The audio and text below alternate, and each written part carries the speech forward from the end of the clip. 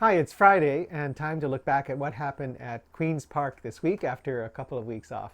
The Ontario legislature was prorogued today. It's not coming back on Monday, September 13th. Instead, MPPs will be coming back on Monday, October the 4th, 3 weeks later, and most importantly, after the federal election. I'm going to talk about what that means and how the federal election will affect work at Queen's Park.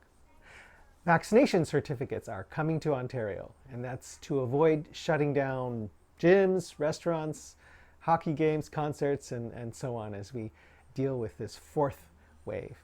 And then finally, a little reminder on provincial renewals for things like driver's licenses, health cards. Keep watching to find out more, or join me next week as I look back at what happened at Queen's Park. So the Ontario legislature was prorogued this afternoon, Friday afternoon. MPPs were supposed to return to Queen's Park on Monday, September the 13th, and now it's a few weeks later on Monday, October the 4th. The legislature will not be able to do things that require new laws or new spending. There will be less scrutiny of government, so committees will not be operating. There will be no question period. There will be no private members' bills. Debates on those bills are often a source of holding the government to account for what it's not doing, and which private members' bills try to accomplish. I think it's likely that the government is hoping to not rock the boat in the federal election, which is going well for the Conservatives.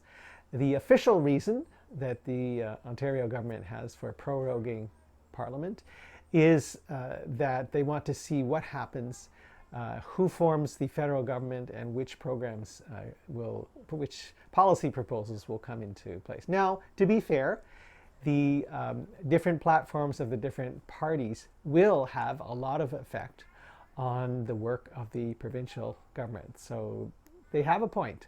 And for example, $10 a day childcare is something that the current federal government has already provided money for. But the Ontario government hasn't come to an agreement with the federal government on how to implement it. That's at stake.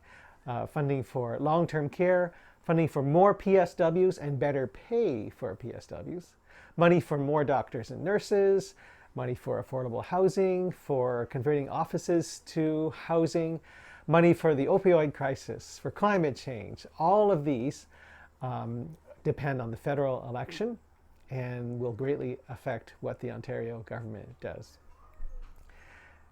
Vaccine certificates are finally coming to Ontario starting on September the 22nd, and the formal technology will be put in place a month later. Premier Doug Ford has acquiesced to pressure from lots of different directions. The idea is to prevent shutdowns in gyms, restaurants, concerts, sports events, and as the pandemic goes into the fourth wave, there is a danger of that, and we know that a lot of businesses, a lot of livelihoods would not be able to survive another shutdown. So only non-essential activities indoors will be affected by these vaccination certificates. Premier Ford hesitated for a long time because he said that he was worried about a two-tiered society. So on the one hand, you would have people who were vaccinated or who had a medical exemption, or maybe their kids who also have an exemption because they're not old enough to get the vaccination, and on the one hand, and on the other hand, people who were not vaccinated. But all the political parties, business groups, public health, large city mayors, the province of British Columbia and Quebec have all gone the route of vaccination certificates to help their economy function better during this fourth wave. One issue that wasn't really clearly resolved is how to enforce the use of these vaccination certificates.